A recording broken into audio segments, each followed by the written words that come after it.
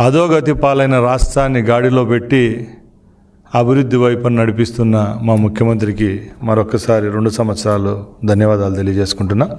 ముఖ్యంగా ఈరోజు ఈ పాత్రికేయ సమావేశం ఎందుకంటే మన రాష్ట్రంలో ఏ రాష్ట్రానికి లేని అపోజిషన్ లీడర్ ఒక ఆయన ఉన్నారు.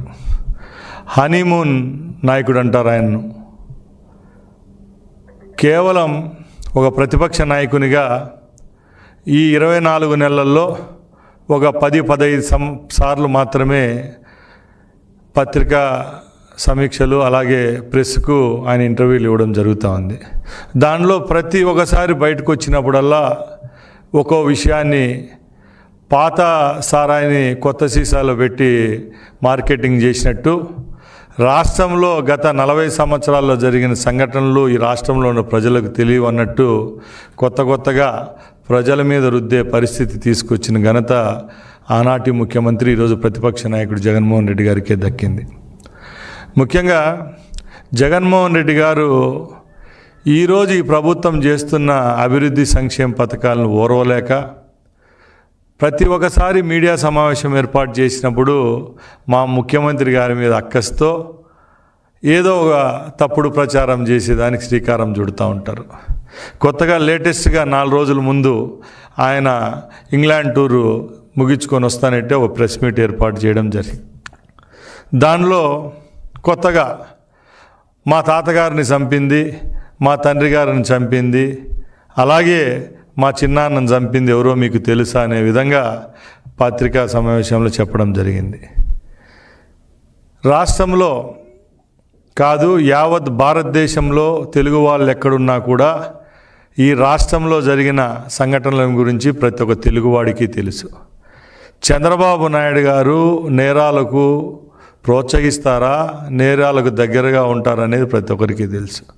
శాంతి కామకుడు, అభివృద్ధి తప్పక రెండో విషయం తెలియని నాయకుడు ఎవరన్నా ఈ రాష్ట్రంలో రాజకీయ నాయకుడు ఉన్నారంటే అది కేవలం చంద్రబాబు నాయుడు గారే. కాబట్టి ఇంత సుదీర్ఘంగా 4వ పర్యాయం కూడా ముఖ్యమంత్రిగా చేయడం జరుగుతూ ఉంది. ఈ విషయానికి వస్తే మొన్న జగన్మోహన్ రెడ్డి గారు మాట్లాడిన విషయాలు 2-3 మీ దృష్టికి తీసుకొని వస్తా. గతంలో జరిగిన హత్యలకు తెలుగుదేశం పార్టీకి మా నాయకత్వానికి ఏ విధమైన సంబంధాలు ఉన్నాయని మేము అడుగుతున్నాం. జగన్మోహన్ రెడ్డి కుటుంబం యొక్క ప్రస్థానం మనందరికీ తెలుసు. బలపనూరు నుంచి వాళ్ళ ప్రస్థానం మొదలుపెట్టి వాళ్ళ తండ్రి గారు ఆయన ఈరోజు ఆంధ్ర రాష్ట్ర ముఖ్యమంత్రులుగా పనిచేయడం జరిగింది. ఆ రోజు మీ పరిస్థితి ఏంటి, ఈరోజు మీ పరిస్థితి ఏంటి? ఈరోజు 1,00,000 కోట్ల ఆసామి మీరు. మీకు పెట్టుబడులు అలాగే మీరు వ్యాపారం చేయని రంగం ఏదన్నా ఈ భారతదేశంలో కానీ ప్రపంచంలో ఉందా అని మేము అడుగుతున్నాం సూటిగా. ఎందుకంటే మీకు చేతగాని పనే లేదు. ఒక పక్కల హత్యా రాజకీయాలు ప్రోత్సహించడం అది మీ వల్లే అయింది. గత 50 సంవత్సరాలుగా అది రాష్ట్రంలో ప్రవేశపెట్టిన ఘనత, దానికి నాయకత్వం వహించిన ఘనత కూడా ఆ రోజు మీ తాతగారి నుంచి ఈరోజు మీ వరకు కూడా అది మీకే దక్కింది. ఇంకా వ్యాపార విషయాలకు వస్తే మీ తాతగారు ఆ రోజు వ్యాపారాన్ని మొదలు పెడితే ఈరోజు 1,00,000 కోట్లకు తీసుకొని పోయిన ఘనత మీకు దక్కుతుంది. ఎందుకంటే ఈరోజు ఒక చిన్న ఉదాహరణగా నేను చెప్తాను. కడప జిల్లా ఉమ్మడి జిల్లాలో కోడూరు నియోజకవర్గంలో మంగంపేటలో ఎక్కడా దొరకని ఖనిజం బయరిటీస్ అంటాం, ముగ్గురాయి అంటాం. ఆ మైన్లు 40-45 సంవత్సరాల నుంచి ఆపరేట్ చేయడం జరుగుతూ ఉంది. ఆ రోజు మీ తాతగారి జన్మస్థలం, మీ యొక్క ఈరోజు ఉండే మీ నియోజకవర్గం ఏదో మనందరికీ తెలుసు. పులివెందల నుంచి కోడూరు నియోజకవర్గానికి వలస వచ్చి అక్కడ మీ తాతగారు ఎవరైతే దగ్గర పనిచేశారో వెంకటనరసయ్య గారు ఆయన మైన్ వాళ్ళది లీజుకు తీసుకుని ఆయన దగ్గర ఉన్నారో ఆయన్నే హతమార్చి ఆ మైన్ దక్కించుకునే ఘనత ఆ రోజు మీ తాతగారికి దక్కింది. అక్కడి నుంచి మీరు రాజకీయంగా ఎదగడం జరుగుతూ వచ్చింది. 7.5 ఎకరాలు ఏదైతే మైన్ ఉందో దాన్ని 1978లో మీ తండ్రి గారి పేరైన విజయలక్ష్మి మినరల్స్ ట్రేడింగ్ కంపెనీ పేరుతో ఆ రోజు మీ తాతగారు ఏర్పాటు చేసి దాంట్లో మైనింగ్ చేసుకుంటా ఈరోజు ఈ స్థాయికి రావడం జరిగింది.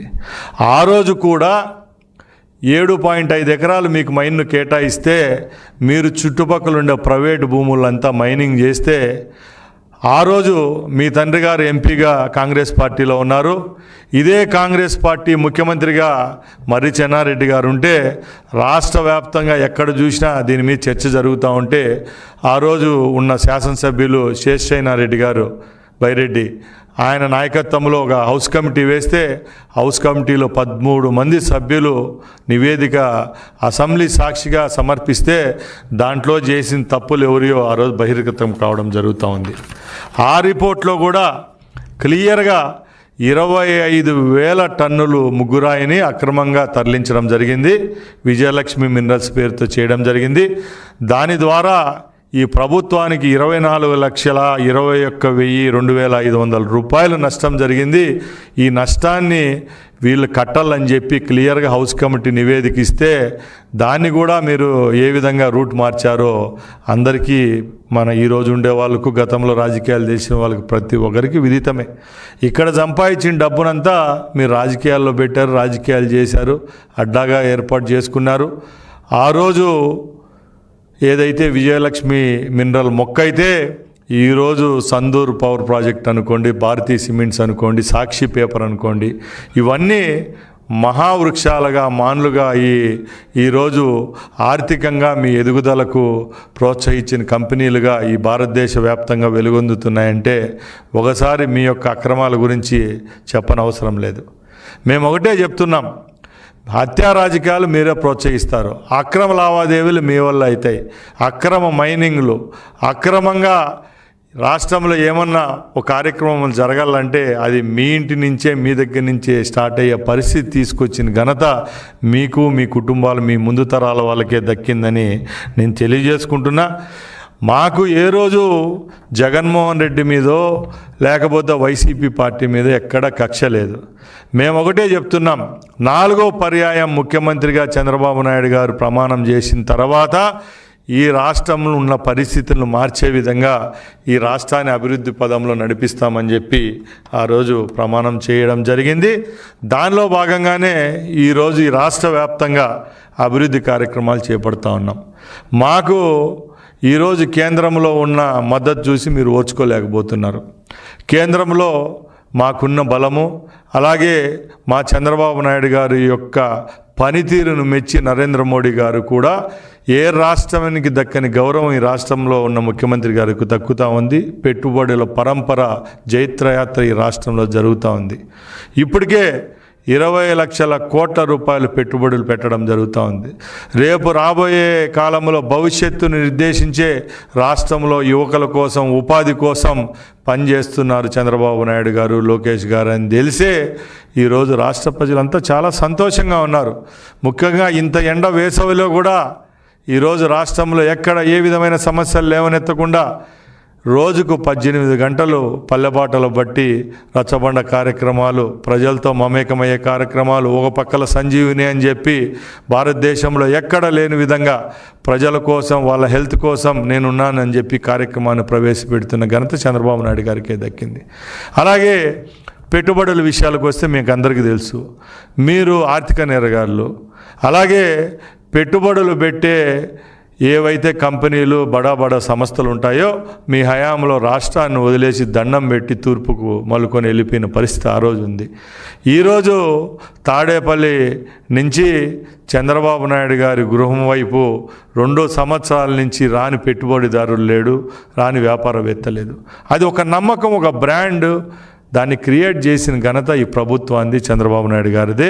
మీ మాటలు వినే పరిస్థితులు ఈ రాష్ట్ర ప్రజలు లేరు. మీరు చెల్లని రూపాయి, ఎక్కడ మిమ్మల్ని ప్రజలు విశ్వసించడం లేదు. మీరు ఎప్పుడో అడపాదడపా 2 నెలలకో 3 నెలలకో రావడం, మా నాయకుని మీద, మా పార్టీ మీద, మా ప్రభుత్వం మీద బురద జల్లడం వల్ల మీకే నష్టం జరుగుతుందే తప్పక ఎక్కడ దీనివల్ల ఈ రాష్ట్ర ప్రజలకు ఒదిగే మంచిది ఏమీ లేదని చెప్పి నేను తెలియజేసుకుంటున్నా. అలాగే రాష్ట్ర ప్రజలను మేము ఒకటే కోరుకుంటున్నాం, 2 సంవత్సరాల్లో సుభిక్షమైన సుపరిపాలన అందించిన ఘనత చంద్రబాబు నాయుడు గారికే దక్కింది. ఆ రోజు స్పీడ్ ఆఫ్ డూయింగ్ బిజినెస్ నుంచి ఈరోజు ఈజ్ ఆఫ్ డూయింగ్ బిజినెస్ వరకు చంద్రబాబు నాయుడు గారు అంటే ఏదో ఈ ప్రపంచానికంతా తెలుస్తూ వస్తూ ఉంది. ఎప్పుడూ చెప్తాం, ఆ రోజు హైదరాబాదును ఏదైతే అభివృద్ధి పదంలో నడిపించి ఈరోజు గ్లోబల్గా హైదరాబాదుకు ఒక బ్రాండ్ ఇమేజ్ని తెచ్చిన ఘనత చంద్రబాబు నాయుడు గారికి దక్కింది. ఈరోజు కూడా ఏదైతే అమరావతిలో పెట్టుబడుల పరంపర జరుగుతూ ఉందో, అమరావతిలో ఏవైతే ప్రామిస్ చేశామో అన్నీ తీసుకొచ్చే బాధ్యత మా ప్రభుత్వానికే దక్కుతుంది. అది చేసి చూపించేదానికి కూడా మేము ముందున్నామని తెలియజేసుకుంటున్నాం. అలాగే ముఖ్యంగా మేము ఒకటే చెప్తున్నాం, ఈరోజు చంద్రబాబు నాయుడు గారు ఒక పక్కల, లోకేష్ గారు ఒక పక్కల, పవన్ కళ్యాణ్ గారు, ముగ్గురిని తట్టుకోవడం నీ వల్ల కావడం లేదు. మీ నాయకుల్లో నైరాస్యం ఉంది. 2 సంవత్సరాలు అయిపోయింది, ఎక్కడ ఒక 20,000 మందితో మీటింగ్ పెట్టిన పరిస్థితి ఎక్కడన్నా ఉందా అని నేను అడుగుతున్నా. గతంలో ప్రతిపక్షంలో ఉండే పార్టీలు వందలాది వేలాది సమీక్షలు నిర్వహించేసి కార్యకర్తల మీటింగులు జరిగేటి, ఎక్కడా లేదు. ఆ రోజు ప్రజాధనం పెట్టి మీరు లక్షల మందిని తోలుకొని ఆ రోజు మీటింగులు పెట్టే పరిస్థితి ఈరోజు ఎందుకు లేదని అడుగుతున్నా. ఆ రోజు ప్రజల డబ్బుతో ఆడంబరాలు పోయి జైత్రయాత్రలు చేశారు. ఈరోజు మీరు మీ సొంత డబ్బు ఖర్చు పెట్టేదానికి బాధపడుతున్నారు. ఎక్కడా లేవు. తాడేపల్లిలో 2 రోజులు మీటింగ్ పెడతారు, మళ్ళీ బెంగళూరుకి వెళ్ళిపోతున్నారు. మేము ఒకటే చెప్తున్నాం, చిత్తశుద్ధిగా ఇప్పటికైనా ప్రతిపక్ష పాత్ర మీరు దర్జాగా చేయండి. ఇంకా 3 సంవత్సరాలు అసెంబ్లీలో మైక్ ఇచ్చేదానికి ప్రభుత్వం సిద్ధంగా ఉంది. 11 మంది సభ్యులు అసెంబ్లీకి రండి. ప్రభుత్వానికి ఏమైనా మంచి సలహాలు ఇచ్చేటికంటే ఇవ్వండి. మీ సలహాలు తీసుకునేదానికి ప్రభుత్వము అలాగే మేము కూడా సిద్ధంగా ఉన్నామే తప్పక మీరు 20 నిమిషాలు ప్రెస్ మీట్లో గతాన్నంతా ఏదో తోడినట్టు ఈరోజు ప్రజలకు చెప్పినట్టు చేయడం ఇది భావ్యం కాదని హితబోధ చేస్తున్నాము తప్పక ఎక్కడ ఈ ప్రభుత్వానికి ప్రతిపక్షాల మీద వాళ్ళ యొక్క ఏమంటారు వాళ్ళ రైట్స్ మీద కాలు రాసి వాళ్ళను పక్కలకు పెట్టే పరిస్థితి లేదని నేను తెలియజేసుకుంటున్నా. అలాగే నేను ఒకటి చెప్తున్నా, మొన్న గత నెలలో కడపలో ఒక సంఘటన జరిగింది. దస్తగిరి అనే వైసీపీ కార్యకర్త మర్డర్ గావించడం జరిగింది. నేను ఆ ప్రాంతానికి చెందినవాడిని. ఆ ప్రాంతంలో మేము తిరిగే వాళ్ళమే. అక్కడ దస్తగిరి హత్య గావించబడితే ఒక మాధ్యమాల్లో నేను ఇదే ఆఫీస్ నుంచి ప్రెస్ మీట్ పెట్టాను. ఈ దస్తగిరి అనే అతను వైసీపీ ఏజెంటు. అక్కడ కమలాపురం శాసనసభ్యులు ఎవరైతే జగన్మోహన్ రెడ్డి గారు మామగారు ఉంటారో ఆయన అనుచరుడు. చాలా విషయాల్లో ఆయనకు బినామీగా వ్యవహరిస్తూ ఉంటాడు. అలాంటి వ్యక్తి మరణించాడు. గతంలో కూడా ఆయన హత్య కావక ముందు కూడా ఈ యొక్క రవీంద్రనాథ్ రెడ్డికి ఆయనకు ఆస్తికి సంబంధించిన లావాదేవీలు ఉన్నాయని నేను చెప్పడం జరిగింది. దానికి ఒక మాజీ శాసనసభ్యుడు ఒక మంత్రి మీద లీగల్ నోటీస్ ఇవ్వడం జరిగింది. 4 పేజీలు లీగల్ నోటీస్ ఇచ్చి మమ్మల్ని ప్రశ్నించడం జరుగుతుంది కోర్టు ద్వారా. మేము చెప్తున్నాం, మీకు కోర్టులకు భయపడో మీరు ఇచ్చే దానికి భయపడో మేము మాట్లాడకుండా ఉన్నాం. తప్పకుండా మీరు ప్రతిపక్షంలో ఉండి హత్యా రాజకీయాలు చేస్తున్నారు కాబట్టి మేము ప్రజల దృష్టికి తీసుకొని వచ్చేదానికి ఎప్పుడు వెనకాడమని తెలియజేసుకుంటున్నా. అలాగే రాష్ట్ర వ్యాప్తంగా ఇంకా రేపు రాబోయే 3 సంవత్సరాల్లో సుభిక్షంగా ఈ రాష్ట్రాన్ని ముందుకు తీసుకుని పోయేదానికి మా నాయకులు చంద్రబాబు నాయుడు గారు పనిచేస్తారు. అలాగే పెట్టుబడుల పరంపర ఏదైతే కొనసాగుతూ ఉందో దానికి రథసారథిగా ఆ రోజు యువగలం సారథి ఈరోజు పెట్టుబడులు ప్రోత్సాహకాలను తీసుకొచ్చే బాధ్యతను భుజం మీద వేసుకున్న లోకేష్ బాబు గారు కూడా ఈ 3 సంవత్సరాల్లో రాష్ట్రాన్ని ముందుకు తీసుకొని పోతారని తెలియజేసుకుంటున్నా.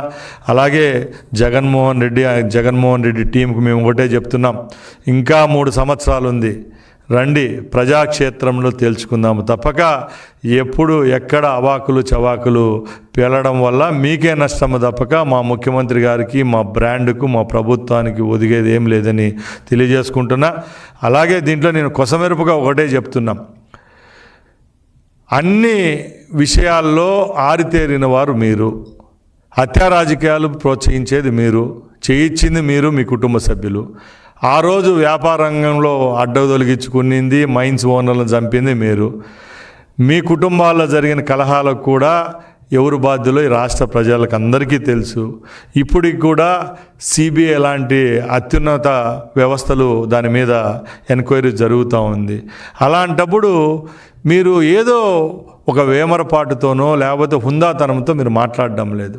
మీ తండ్రి గారి మరణానికి, అలాగే మీ తాతగారి మరణానికి, అలాగే మొన్న మీ చిన్నాన్నగారి మరణానికి మా నాయకుడు, మా ముఖ్యమంత్రి గారు ఎలా కారణమవుతారో ఒక్కసారి మీరు మనస్సాక్షితో ఆలోచించవలసిందిగా జగన్మోహన్ రెడ్డి గారిని నేను కోరుకుంటున్నాను. ఎందుకంటే నేను కూడా ఆ ప్రాంతం నుంచి శాసనసభ్యునిగా ఎన్నికైన మీ పార్టీలో మీతో కూడా నేను చాలా సంవత్సరాలు జర్నీ చేశారు కాబట్టి ఒక పెద్ద మనిషి మీద ఒక నింద వేసేటప్పుడు దాని పూర్వాపరాలు ఆలోచించి ఏ మాట మాట్లాడాలి, ఏ మాట మాట్లాడకూడదు అనేది ఇంగిత జ్ఞానంతో మాట్లాడవలసిందిగా